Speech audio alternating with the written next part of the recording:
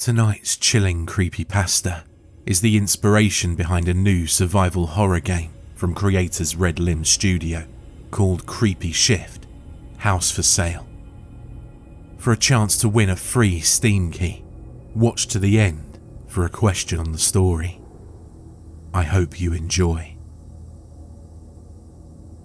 It was the end of summer vacation.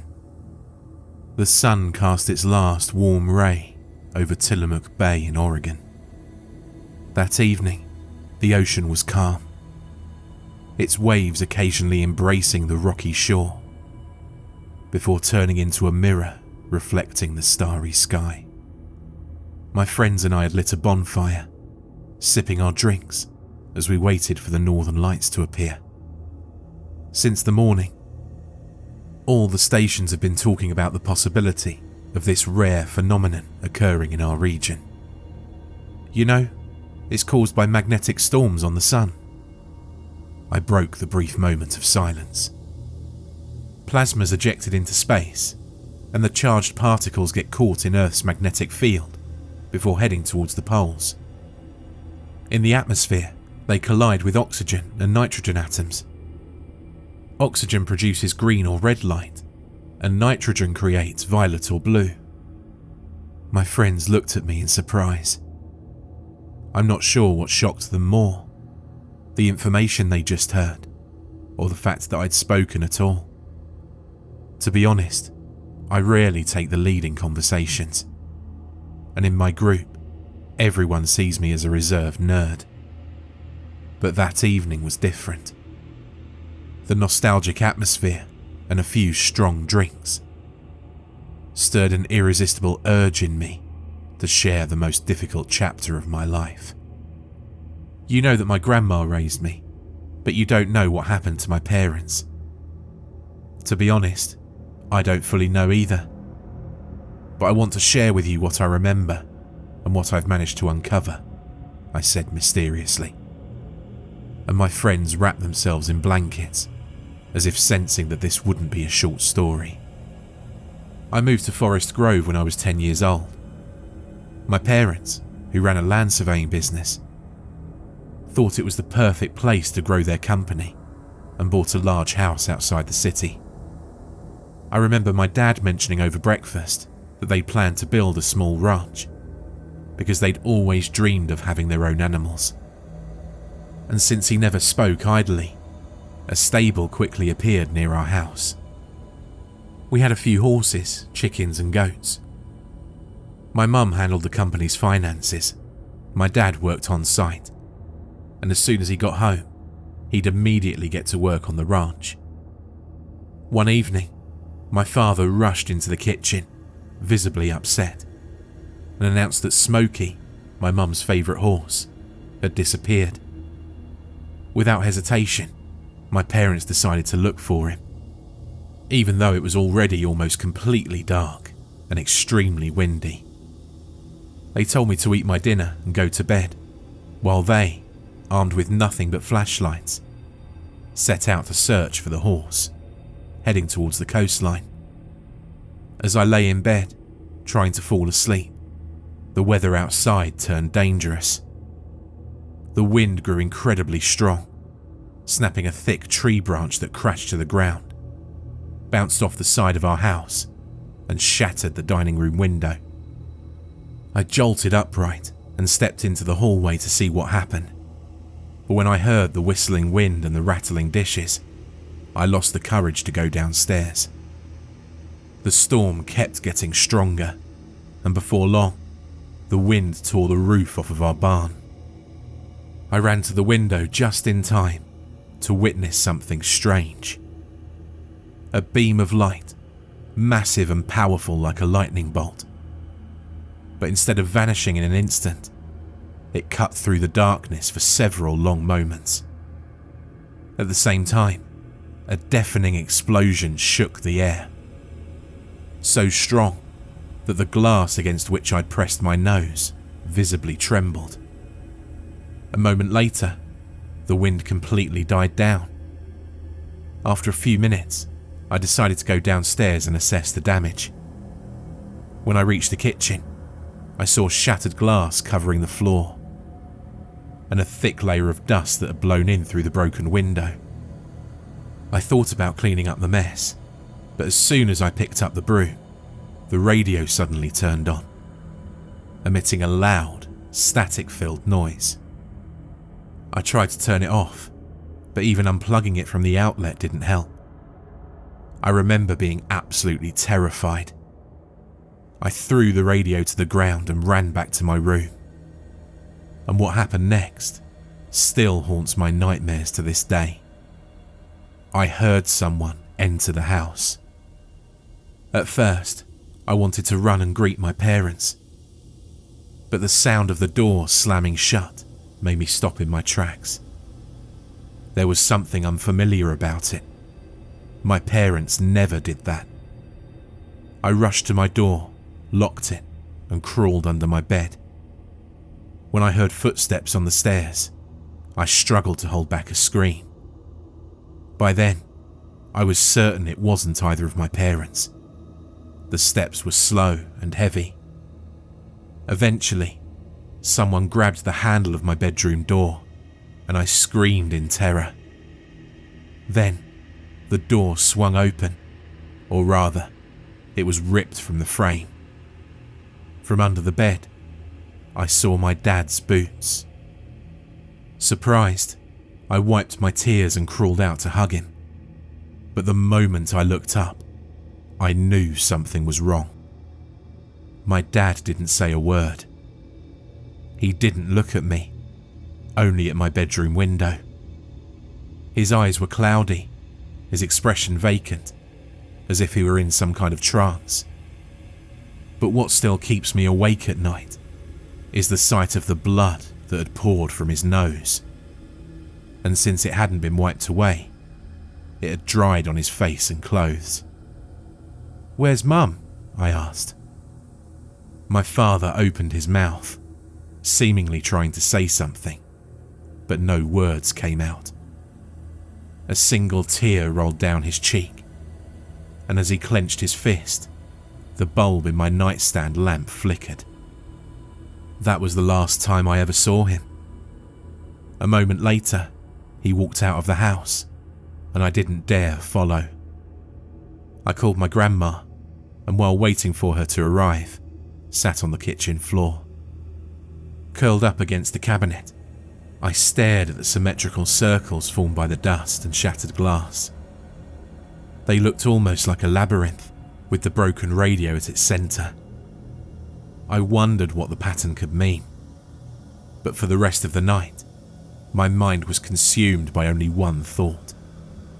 Where were my parents, and would I ever see them again? Then, one of my friends stood up and threw more wood onto the fire.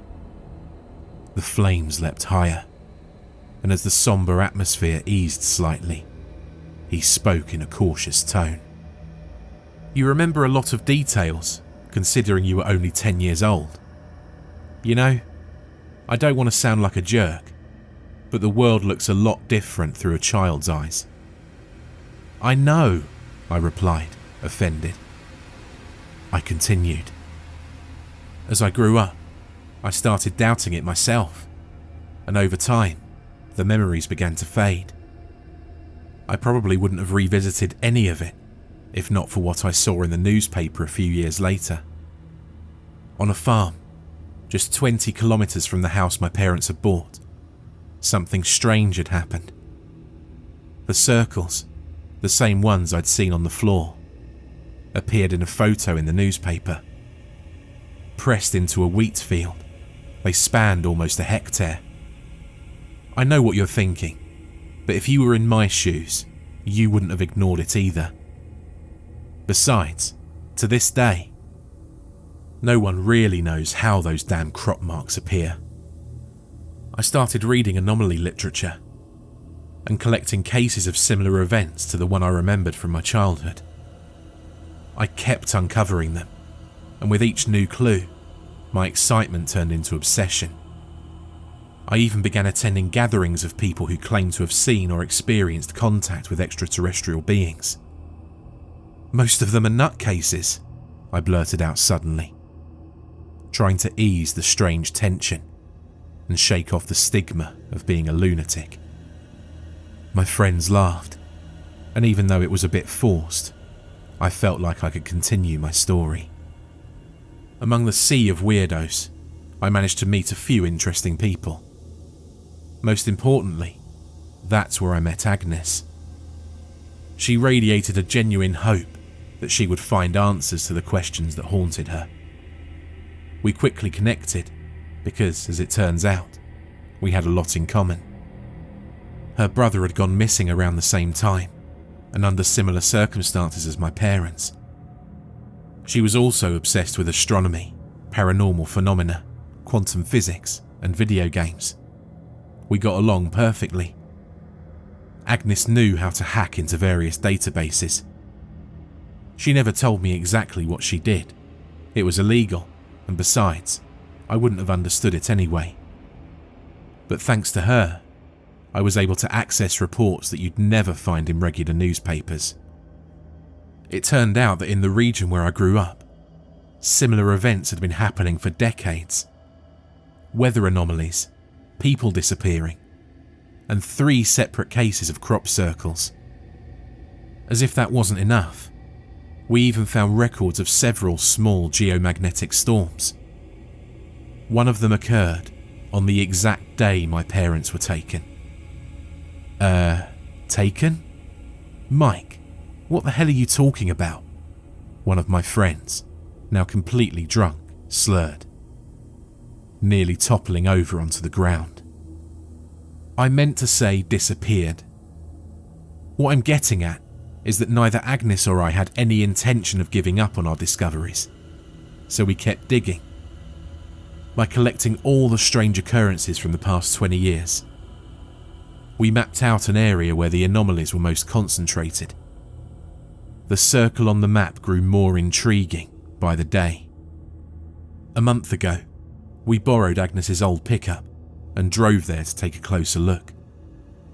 Surrounded by forested wilderness, rocky mountains and small lakes, I almost forgot why we'd come in the first place. But eventually, we found something.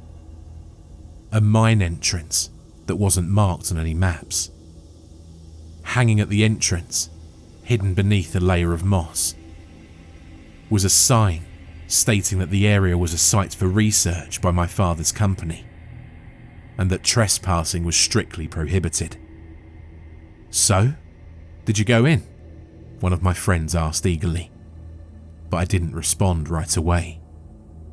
Hello, Earth to Matt, he called out after a moment, and the rest of the group burst into laughter. That's when my mind snapped back from its journey, and I realised I'd said too much. No, we didn't have the right equipment. It's better if professionals check it out, I answered vaguely, and quickly added, don't take it too seriously. It wouldn't change anything anyway. What matters is the here and now, I said as I got up, masking everything with a philosophical cliché. I got up and with unsteady steps made my way towards the house, leaving them with a sense of dissatisfaction and mild confusion. But for me, there was only relief. I'd finally let it out. Without that weight on my shoulders, and with alcohol warming my veins, walking felt unusually light. As the sky above me spilled into a deep emerald green, I lay down in the tall grass. Amid the whisper of the wind and the murmur of the waves, I felt like a part of the universe.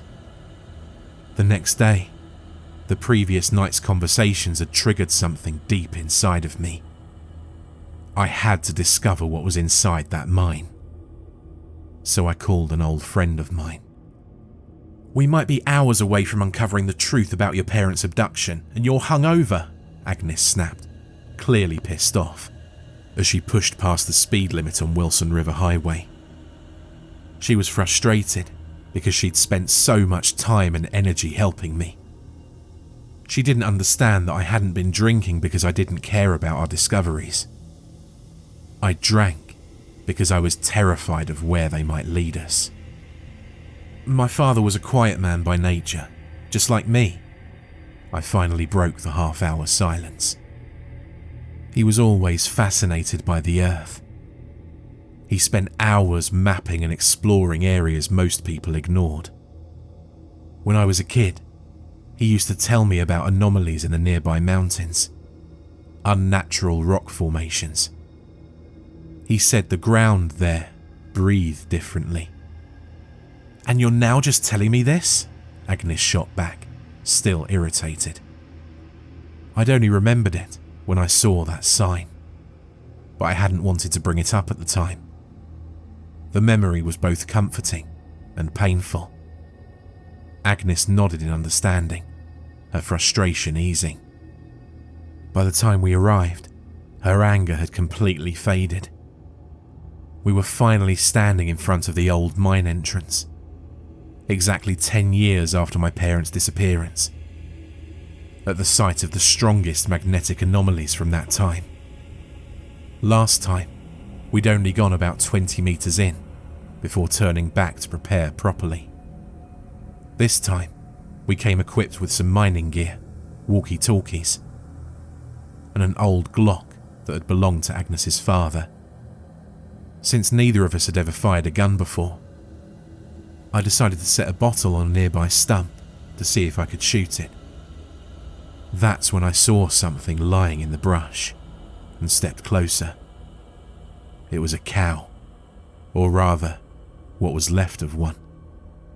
Its insides had been hollowed out, and a thick blue secretion dripped from its mouth. Its empty eye sockets looked as if they'd been burned out, and its entire body was crawling with white larvae. "Don't look at it, we don't have time," Agnes said after a moment, as if afraid that the sight might make me reconsider our exploration. But it didn't. A few moments later, with our moods slightly dampened, we ventured deeper into the shaft, which we suspected dated back to the 19th century and had likely been used for iron or copper extraction.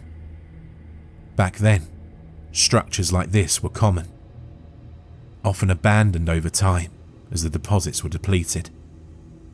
According to the research we'd done, the walk ahead of us shouldn't be longer than a kilometre, though most likely it would be much shorter. We'd been walking for a while now, and sunlight no longer reached us. It was damp, much more than we expected. The smell of earth mixed with the stench of rotting wood and the carcass of some large animal we'd passed near the entrance. Agnes, however, remained unfazed. Even the sudden screeching of rats, which started around the 100-meter mark, didn't make her flinch. She was determined, completely absorbed in the discovery, as if she'd been born for this. After about 200 meters, we heard the sound of flowing water, and the air became noticeably colder. For a brief moment, I thought the shaft was about to end, but I was completely wrong. Soon, we found ourselves standing before a fork in the tunnels, and though there was nothing outwardly unusual about it, a chill ran down my spine. "So, should we split up?" Agnes whispered with a mischievous grin. "Yeah, right," I replied loudly, accidentally startling a few bats that swooped past our heads. "Keep it down," Agnes hissed, then added we were approaching some kind of cavern. We decided to keep following the same shaft, which turned out to be a poor choice. Before long, the passage became much narrower, forcing us to crouch as we moved forward. Eventually, we reached a point where the only way forward was to crawl. At first, we considered turning back, but when we shone our lights into the passage, we saw it wasn't very long. It was about 1 meter in diameter, so getting stuck wasn't a major concern. The other end seemed to open into a larger chamber, or possibly a natural cave. We tossed a rope ahead, and when we heard the other end hit solid ground, we decided to press on. Agnes decided she wanted to go first. She moved slowly but efficiently, crawling backwards, pushing off with her elbows, and occasionally blinding me with the beam of her headlamp. When she was about halfway through, we suddenly heard a splash, like someone stepping into a puddle. The sound echoed off the chamber walls, and we both froze in place. "Was that you, Mike?" Agnes whispered, her eyes locking onto mine with a questioning stare. I didn't even have time to shake my head. Before I could open my mouth, something yanked her violently by the leg. She screamed and desperately scrambled towards me, digging her nails into the ground as if she could anchor herself in it. In the beam of her headlamp, I saw pure terror twisting her face, pale as chalk. I lunged forward, grabbing her hand, but whatever had her pulled harder. In an instant, her body was ripped from my grasp as if she'd been swallowed by the darkness. And that's when I heard it. A visceral, pulsating sound. It didn't resemble any human voice. I couldn't see what it was.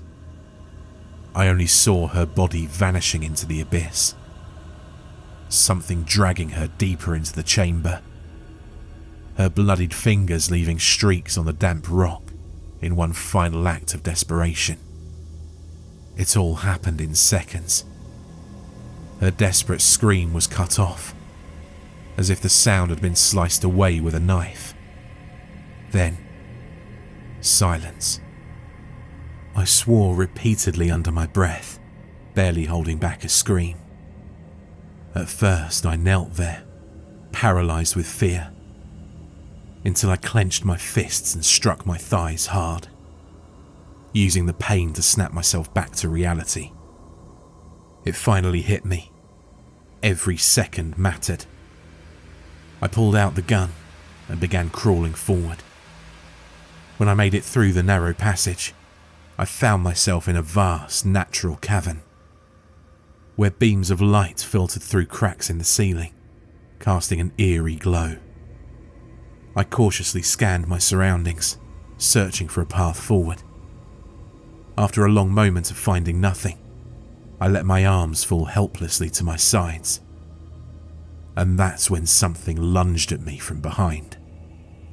A struggle broke out. I knew my attacker wanted to kill me. I was thrown to the ground with immense force, my hands instinctively scrambling for anything I could use to defend myself.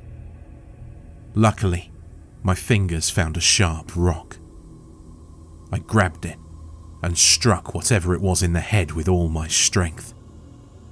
It bought me a few seconds, and the moment I spotted my gun, I didn't hesitate. I pulled the trigger. As I caught my breath, I stepped closer to the fallen body and couldn't believe my eyes. I'd just killed a man. His head was shaved, the sutures on his skull prominently visible, but he was unmistakably human. It hit me. I was a murderer. Doubt crept into my mind, making me question everything I'd discovered. I thought I'd lost my mind, that if somehow I survived this, I'd probably end up in prison. The only thing keeping me from spiraling into madness was the thought of Agnes. I pulled myself together and resumed scanning the cavern. Eventually, I approached a small rock pool. The water was perfectly still, reflecting the menacing stalactites above. I reached down to scoop some into my hands to wash my face, but the moment my fingers touched the surface, something happened that I couldn't explain. My hands passed through the water as if it was air. No resistance, no wetness. I tried to grab a handful, but the droplets I lifted immediately pulled back. returning to the surface as if drawn by an invisible magnetic field. I couldn't explain it, and I had a feeling that even Agnes wouldn't be able to comprehend it. But the most important thing was that I'd discovered a passage deeper into the cave. With each step, I descended lower and lower, until I suddenly realised that the water surrounding me had vanished. Now, I was surrounded by bare limestone walls, perfectly smooth, without seams or cracks. Their surface gleamed in a soft light that had no discernible source. As the corridor widened, I stepped into a vast chamber, its walls resembling those of a war bunker. After walking a few more meters, I saw something else that my mind refused to process. Before me, behind a thick, almost opaque glass, were towering piles of human hair, clothing and bones. Many of the items looked old, almost ancient. Among them, I spotted mining clothes from centuries past, tattered jackets and rust-covered helmets. The human remains were stacked with terrifying precision. I kept moving, forcing myself not to think about why someone or something was keeping them here. But with every step, I became increasingly aware that I'd long since crossed the threshold of a world I could understand. Wherever I went, only one thing mattered: finding Agnes. I moved quickly, barely paying attention to the strange symbols on the walls, which I wouldn't have been able to read anyway. Eventually, I entered another cavern, illuminated by massive crystals wrapped in a foamy layer of limestone milk that looked almost like snow. The air was thick, heavy with the sharp, stinging stench of sulphur. As I looked up, in front of me, fused to the wall and stretching all the way to the ceiling, pulsed a massive, red growth. It stood at least 10 meters tall, its semi-translucent structure quivering as if breathing on its own. Beneath the thin, watery membrane, I saw something that made my stomach clench. Human bodies. They were submerged in that grotesque mass, connected to strange tubes, naked and stripped of hair. They looked dead, yet their eyes stared blankly into nothingness, as if they were still alive, but devoid of any will. I tried to convince myself it was an illusion, a trick of my overwhelmed mind in this horrifying place. And yet, I couldn't tear my gaze away from one particular figure, one that felt hauntingly familiar. I couldn't be certain, but a terrifying realization washed over me. The overwhelming, gut-wrenching feeling that I was looking at my own mother. A sudden piercing scream shattered my daze. Agnes was calling for help. Instantly, I sprang into action, gripping the pistol tightly as I sprinted into the next chamber. It looked like a laboratory, an enormous, oval-shaped space with stark white walls, filled with sleek, gleaming equipment. At the centre stood a glass tube filled with a thick, red liquid that could have been human blood.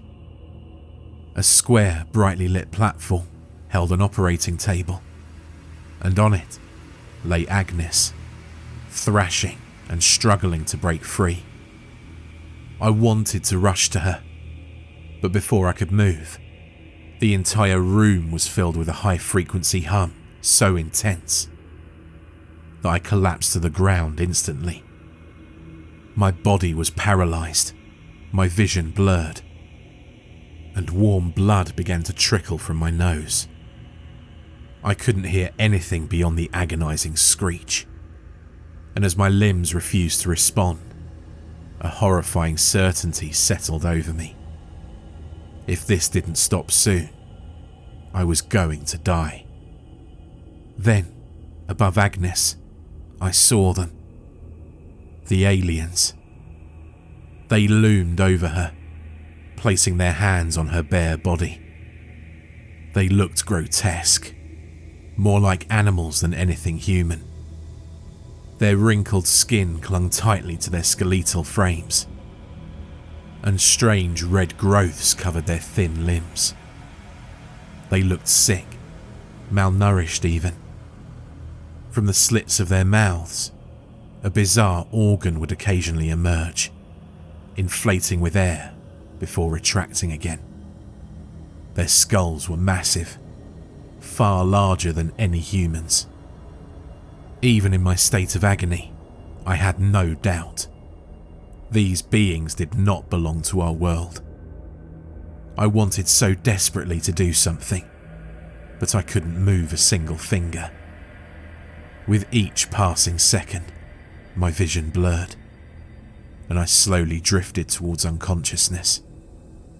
Just as I reached the edge of exhaustion, I felt someone lift me onto their shoulders and carry me away. At first, I was terrified, but soon, an inexplicable calm washed over me. I realized that someone was saving my life, and though I was barely conscious, an overwhelming certainty filled me. It was my father. The last things I remember are a blinding light, and the sensation of my consciousness splitting away from my body. When I finally felt that I could move again, I kept my eyes closed for a long time. I knew that I was somewhere else. I'd been taken away, and I couldn't save Agnes. I cried, overwhelmed by fear and sorrow, my heart torn apart, the guilt stabbing deeper than a knife. When I finally gathered the courage to wipe my tears and open my eyes, I found myself lying in the basement of my childhood home. I immediately recognized the old dusty shelves where my father kept his collection of minerals, specimens he'd gathered and catalogued over the years. In my hand, I clutched one of them. It pulsed faintly with a green glow before fading completely. Feeling a weight in my jacket pocket, I reached inside and pulled out an old journal. But I had no desire to open it. For the first time in months, I was sick of all the mysteries and clues. I even ignored the fact that I was lying at the centre of a painted circle, marked with a pattern I knew all too well. None of it mattered anymore. I needed help, no matter the consequences, no matter if the world thought I was insane. I pulled out my phone and with trembling fingers, dialed Agnes's father's number. My words came out in a frantic mess, and he spent a long time trying to calm me down, asking for details. Eventually, I managed to convey the most important thing, that Agnes was in danger. The search began that very same day. Every inch of the mine shaft was examined. Rescue teams were assembled, and tracking dogs were brought in. Divers scoured the water reservoirs, and countless hectares of forest surrounding the mine were meticulously searched. The rescue operation lasted for several days, but Agnes was never found. No hidden passage, no trace of the beings I'd seen, only a body. A man, unidentified by the police. The only thing they could confirm was that I had fired the shot that killed him. For weeks, investigators tried to piece together what had really happened. I was interrogated over and over again, and each time I told the same story. About the cave, the lights, the creatures I'd seen. I told them everything that had happened to me. But the more I spoke, the less they believed me. Expert psychiatrists concluded that my testimony was a manifestation of severe paranoia, a deepening delusion, or a trauma that my mind couldn't process. When the verdict was finally delivered, I felt neither relief nor fear. The court declared me legally insane and sentenced me to involuntary treatment at Oregon State Hospital, one of the oldest psychiatric institutions in the state. Now, my life is a dull silence, broken only by the unbearable screams of other patients and my own relentless guilt. There isn't a moment when I don't think about Agnes. She was, and still is, the only person who ever truly understood me. I know she's still alive. If I could turn back time, I'd tell her the same meaningless phrase I'd once told my friends. It wouldn't change anything anyway. What matters is the here and now. And I wouldn't have agreed to go to that cursed mine. Instead, I would have taken her to the movies, then for a late night walk along the coast. I still imagine what my life could have been if I just told her how I felt, and the belief that it still might not be too late. That's the only thing keeping me alive. My father's journal and the green crystal are my only chance.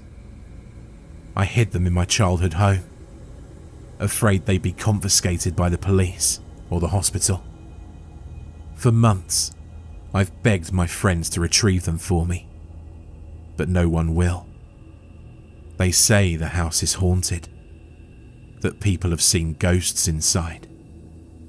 I don't know if they're telling the truth, or if someone told them to say that. The doctors have surely informed them of my diagnosis. According to my psychiatrist, I suffer from paranoid schizophrenia. But I know the truth. I suffer from something far worse. I suffer from loneliness and the loss of the only person who never saw me as a freak. Mike Kowalski, Oregon State Hospital, 2015. I hope you enjoyed this terrifying tale. For a chance to win one of 9 Steam keys for Creepy Shift House for Sale, email me with the answer to this question.